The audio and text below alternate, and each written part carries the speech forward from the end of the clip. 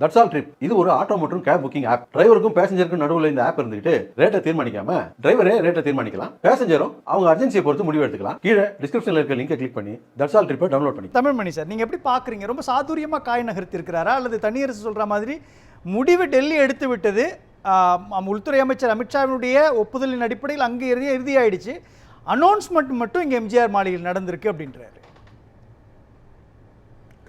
நிச்சயதார்த்தம் ஒரு இடத்துல, தாலி கட்டினது ஒரு இடத்துலன்னு சொல்கிறாரு. என்னால் அதை புரிஞ்சுக்க முடியுது. கையெழுத்து எங்கே ஆச்சுங்க? ராயப்பேட்டை.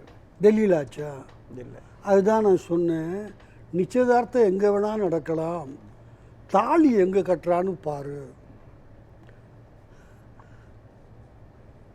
திமுகவும் காங்கிரஸும் 1980 காங்கிரஸ் மிரட்டிச்சு திமுகவை, தூக்கி ஜெயிலில் வச்சுருவேன். 114 117 ஞாபகம் இருக்கா இல்லையா உங்களுக்கு? யாராவது பதில் சொல்லுங்க. காங்கிரஸ் அவ்வளவு பெரிய ஆர்கனைசேஷனா? அண்ணாந்து பார்க்கிற 114 இருந்துச்சா? தோத்து போச்சியா அந்த அணி? ஐயா உங்கள் அணி, அந்த அணி இல்லையா, உங்கள் அணி. தலையிடாதீங்க, நான் அப்புறம் வேகமாக சொல்லிவிடுவேன். அதனால் இதெல்லாம் அரசியலில் சகஜம். அன்னைக்கு மிரட்டினாங்க, இன்னைக்கு மிரட்டினாங்கன்னு சொல்ல முடியாது. எப்படி இபிஎஸ் அவர் தான் பயப்படல, அவரும் மிரட்டினார்னு சொல்கிறேன், எல்லாருக்கும் தெரிஞ்சது. இபிஎஸ் மிரட்டினாரா? எஸ். இப்போ சொல்கிறேங்கண்ணா, மிரட்டுறதுக்கு தான் 4 தடவை டெல்லி போனாரா சார்? ஐயா கொஞ்சம் இருங்க, எப்போன்னு நான் சொல்கிறேன், நீங்கள் கேட்டுட்டு பதில் சொல்லுங்கள். உங்களுக்கு அந்த உரிமை இருக்குது, என்ன கேட்கக்கூடிய அதிகாரமும் உங்களுக்கு இருக்குது. ஒத்துக்கிட்டு தான் வந்து உட்காந்துருக்கு. 11 மணிக்கு ப்ரெஸ் மீட்டிங், எல்லா கட்சிகளும் வந்துடுவாங்க, எங்கள் கட்சிகள்லாம். இபிஎஸ் சொன்னார், நான் எல்லாம் வரமாட்டேயா, ஒரு 5 ஸ்டார் ஹோட்டலில், தெரியுமில்ல உங்களுக்கு, ஏப்ரல் 11 2025. ஏப்ரல் 11 2025 நான் வரமாட்டேயா, இந்த தலைவரை முதல்ல மாற்று. அது அது ஆளுமை அல்லவா? ஓங்கட்சி தலைவனை இவனாக இருந்தால் நான் வரமாட்டேன். 3 மணிக்கு ஒரு நாமினேஷன் இன்னொரு ஆள் போடணும். ஒரே நாமினேஷனாக இருந்தால் நான் வந்து உங்ககிட்ட பேசுகிறேன். 11 மணின்னாரு, 12:30 மணின்னாரு. உங்களுக்கு எல்லாருக்கும் தெரியும், நீங்கள் எல்லாம் அங்கே காத்துக்கிட்டு இருந்தீங்க, நான் பார்த்துக்கிட்டு இருந்தேன். அவ்வளவு ப்ரெஸ்ஸும் தமிழ்நாட்டிலேருந்து போய் காத்துக்கிட்டு இருந்துச்சு. 11 கிடையாது, 12:30 கிடையாது, 2 மணி கிடையாது. நான் வரமாட்டேயா, இந்த தலைவனை நீ மாற்றினா ஏன் சாய்ஸாக இருக்கணும். அது சரி தப்பெல்லாம் வேற. நடந்துச்சா இல்லையா பண்ணினார் இபிஎஸ். மாநில தலைவரை மாற்றி ஒரு ஆளுமையை நிரூபித்தார். அப்படின்னா 27 இடங்கள் கொடுத்துருக்கிறாரு. 2021 20 இடங்கள் தான் கொடுத்தாங்க. 7 இடம் ஏன் சார் கொடுக்கணும் கூடுதலா? சார் 30 கொடுக்கலாம் சார். நான் உங்களுக்கு கணக்கு சொல்கிறேன் கேளுங்க. அப்போ இருந்த பிஜேபி இன்னைக்கு இல்லை. 20 பேர் அதில் ஜெயிப்பாங்க. 27 யார் சார்? சார், தமிழ்நாட்டில் ஒரு பழக்கம் தேர்தலில் வேறு ஒரு ஃபீல்டில் அவன் எஸ்டாப்ளிஷ் ஆகிட்டு அங்கே சக்ஸஸ்ஃபுல்லாகி அரசியலுக்கு வந்தான்னா மக்கள் அவனுக்கு ஓட்டு போடுவாங்க. இது எல்லா கட்சிக்கும் பொருந்தும். நான் திமுக அண்ணா திமுக நான் பிரித்து சொல்லலை. அதை மாதிரி கேண்டிடேட் அவங்கக்கிட்ட 20 பேர் இருக்காங்க. யாருன்னு சொல்லுங்களேன். கடந்த முறை 20 இடங்கள் கொடுத்தே 4 இடங்கள் தான் ஜெயிக்கிறாங்க. அப்படின்றப்போ ஏற்கனவே கொடுத்த இடங்களே ஜெயிக்க முடியல. இப்போ கூடுதலாக 7 இடம்னா எப்படி அது லாஜிக்? கட்சி வளர்ந்துருக்குன்னு அர்த்தங்க. உங்கள் கண்ணில் படலைன்னா நான் என்னங்க செய்ய முடியும்? சார் ஒரு 10 பேர் சொல்லுங்களேன் சார். பாஜகவில் ஒரு 10 பேர் ஜெயிப்பாங்க. நான் 20 சொல்கிறேன். சரி 20 பாய் தான் கேட்குறீங்க. வானதி ஜெயிப்பாங்களா? அண்ணாமலை ஜெயிப்பாரா? குஷ்பு ஜெயிப்பாங்களா? கஸ்தூரி ஜெயிப்பாங்களா? அந்த அம்மா பிஜேபியிலேருந்து கன்னியாகுமரியில் போனாங்களே, விஜயதாரணி. விஜயதாரணி அவங்க சிட்டிங் எம்எல்ஏவை போனாங்க. முதல்லையே 2 தடவை அவங்க இருந்தாங்க. இதை மாதிரி 10 பேர் மிக எளிதாக என்னால் சொல்ல முடியும். ஒரு கஷ்டமும் இல்லைங்க ஐயா. நான் யோசித்து பார்த்துட்டு தான் சொல்கிறேன். இதை உங்களை ஏமாற்றி எனக்கு ஒன்றும் அவசியம் இல்லை. இல்லை சார், இதில் நான் கேட்டது பேசிக்கான விஷயம். 20 இடங்கள் கொடுத்தே அதில் 4 இடங்கள் தான் ஜெயிச்சிட்டாங்க. இப்போ 27 கொடுத்தவங்கன்னா அது திமுக வெற்றி எளிதாக்குன்றார். இப்போ முதலமைச்சர் ஸ்டாலின் பேசுகிறப்ப சொல்கிறாரு, இப்போ உள்துறை அமைச்சரும் பிரதமரும் அடிக்கடி தமிழ்நாட்டுக்குள்ளே வந்து பிரச்சாரம் பண்ணணும் அப்படின்றப்போ திமுக எதிர்ப்பை, அதாவது பாஜக எதிர்ப்பை திமுக கூர்திட்டும் பொழுது பாஜக கூடுதல் இடங்கள் கொடுக்குறாங்கன்றப்போ மைனஸாக தானே இருக்கும். அது பாஜக எதிர்ப்பை திமுக எப்படி கூட்டியிருக்குன்னு நினைக்கிறீங்க நீங்கள்? என்னால் புரிஞ்சிக்கவே முடியல. அவர் இன்னும் பேசக்கூட கற்றுக்கல. துண்டு சீட்டை பார்த்து படிக்கிறாரு. அன்னைக்கு பார்த்தேன். இபிஎஸ் எனக்கு 10 வருஷமாக தெரியும். இவ்வளவு மகிழ்ச்சியான இபிஎஸ்ஸை கலகலகலன்னு கலையோடு சிரித்து நான் பார்த்ததில்லை. அசம்பிளியில் சொல்கிறாரு, ஏன்னா துண்டு சீட்டு இல்லை சிஎம் கிட்ட. ஆளுங்கட்சியின் தலைவர் இபிஎஸ் அவர்களே, நானுக்கிட்டு சாக வேணாம் 2வது தடவையும் சொல்கிறாரு. ஸ்பீக்கர் சொல்கிறாரு, எதிர்கட்சி தலைவருங்க, ஏன்னா துண்டு இல்லை. புரியுதா உங்களுக்கு? அவர் தான் நீங்கள் வந்து சாதிச்சிட்டாருன்னு நம்பினீங்கன்னா தொடர்ந்து நம்புங்க. நீங்கள் காங்கிரஸ் கட்சி அவ்வளோ இழுபறி பண்ணுறாங்க, ஆனால் முதலமைச்சர் காங்கிரஸ் கட்சிக்கான இடத்தை ஒதுக்கி கொடுத்துட்டு முடிஞ்சிச்சுன்னார்ல. ஏறக்குறைய 2026 இதே சிம்பிளை என்டிஏக்கு காட்ட மாட்டாரா முதலமைச்சர்? சீட்டு கூட கொடுத்துருக்காருல்ல. பிஜேபிக்கு கூட கொடுத்தது உங்கள் கண்ணில் படுது, காங்கிரஸுக்கு கொடுத்தது கண்ணில் படலையா? காங்கிரஸ் வளர்ந்துருக்கான்னு கேட்டால் எனக்கு தெரிஞ்ச வரைக்கும் 10 குரூப் ஆகிடுச்சு காங்கிரஸ். மாணிக் தாக்கூர், உங்களை தோளில் தூக்கி நான் சுமக்கணுமா? கார்த்திக் சிதம்பரம். அதே வார்த்தையை இப்போ வேறு காரணத்துக்கு செல்வ பெருந்தகை சொல்கிறது இல்லை, வாயை அடைச்சிட்டாங்க. 4 தடவை கேட்டார் பொதுவெளியில். ராஜேஷ்னு ஒருத்தர், அவங்க அசம்பிளி, அவரு கேட்டார். இதெல்லாம் உன் கண்ணில் படலையா? இபிஎஸ் சாதுரியமாக காய் நகர்த்திருக்கிறான்னு எடுத்துக்க முடியும். நான் அந்த சாதுரியம் இல்லை சார், நியாயமாக காய் நகர்த்திருக்கிறார். 27 100க்கு 100 கரெக்டு சார் என்னை பொறுத்த வரைக்கும். நான் சொல்கிற ஒரே பிரின்சிபிள், இன்னொரு ஃபீல்டில் சாதித்தவங்க தமிழ்நாட்டில் ஓட்டு வாங்கி ஜெயிப்பாங்க. நான் இவ்வளோ தான், வேறு ஒன்று. இது எல்லா கட்சிக்கும் போகிறோம். எந்த இடத்துல சொல்கிறீங்க அதை சார்? எந்த அர்த்தத்தில் சொல்கிறீங்க அதை சார்? குஷ்பு, கஸ்தூரி. கஸ்தூரிக்கெலாம் சீட்டு உண்டா சார்? கஸ்தூரிக்கெலாம் சீட்டு உண்டா சார்?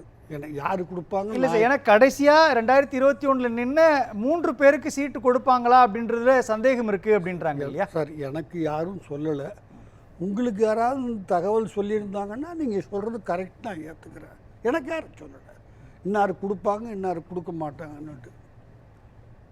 அந்த அம்மா நின்னா ஜெயிப்பாங்கன்னு நான் சொல்கிறேன். சீட்டு கொடுக்க மாட்டாங்கன்னா நான் எனக்கு தெரியாது.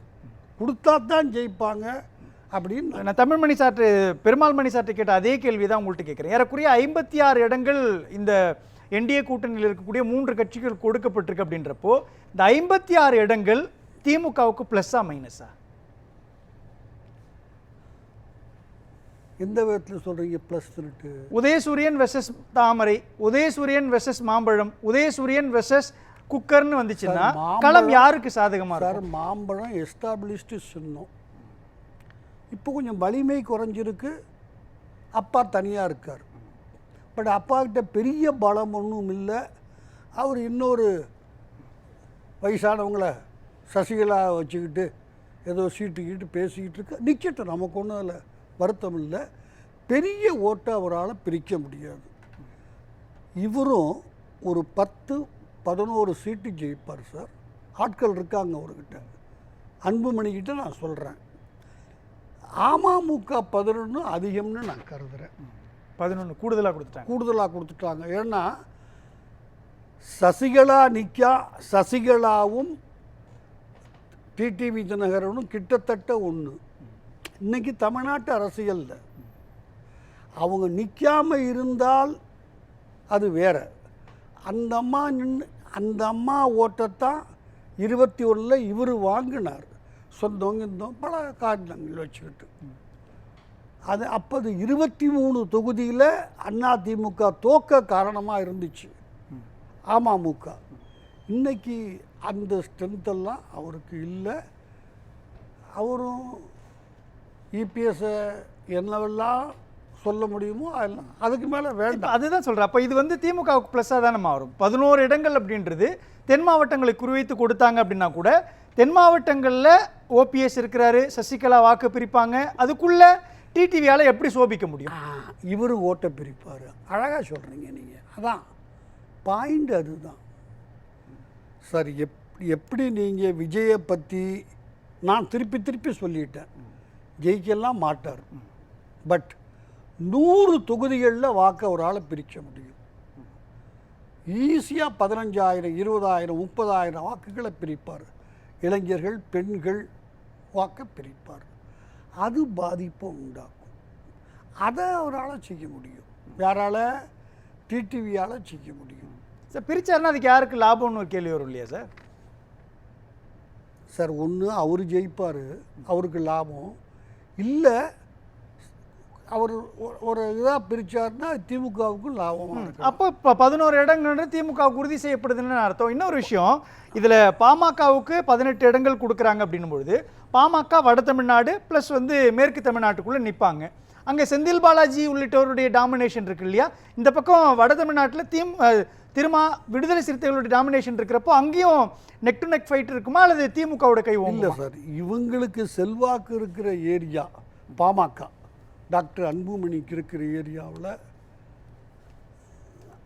கரூர், திருச்சியில் என்ன இருக்குது அன்புமணிக்கு? இப்போ நீங்கள் ஒரு பேர் சொன்னீங்க இல்லையா, அதனால தான் நான் கேட்குறேன். ஒன்றும் இல்லை, இவருக்கு இருக்கிற ஏரியா வேறு. அது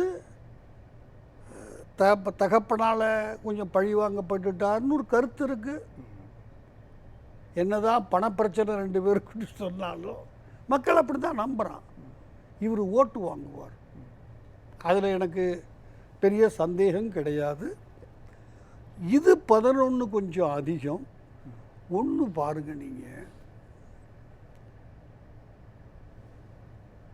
திமுக என்ன செஞ்சிருக்கு, எல்லாரையும் கம்பல் பண்ணி திமுக சின்னத்தில் நில்லுன்னு சொல்லியிருக்கு.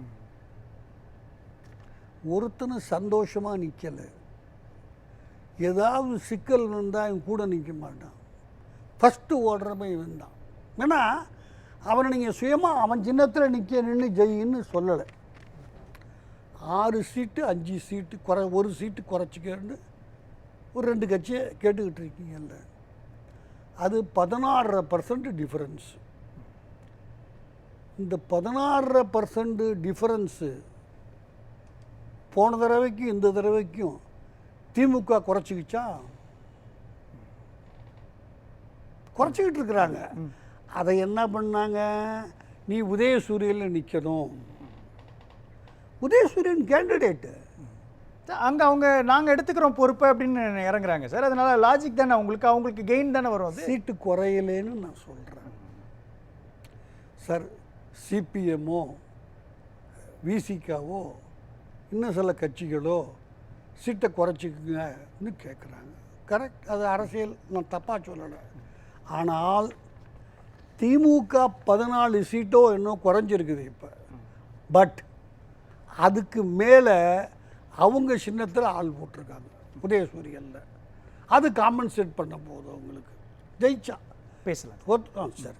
முதல் சுற்று பாரியா முன் வச்சுக்கிறேன். தமிழ்மணி சார் இறுதிக்கிறது. சார் எனக்கு தெரிஞ்ச வரைக்கும் இந்த 69% சரி.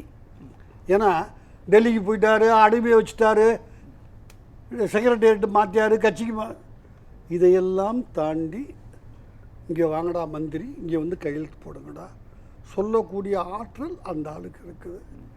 சீட்டும் அதிகமாக கொடுத்துடல. 50 சீட்டு அவர் கொடுத்துருந்தாருன்னா பிஜேபி கண்டு பயந்துட்டார்னு நானே சொல்லுவேன். இங்கே இல்லை, 27 மிக மிக நியாயமானதுன்னு நான் கருதுகிறேன்.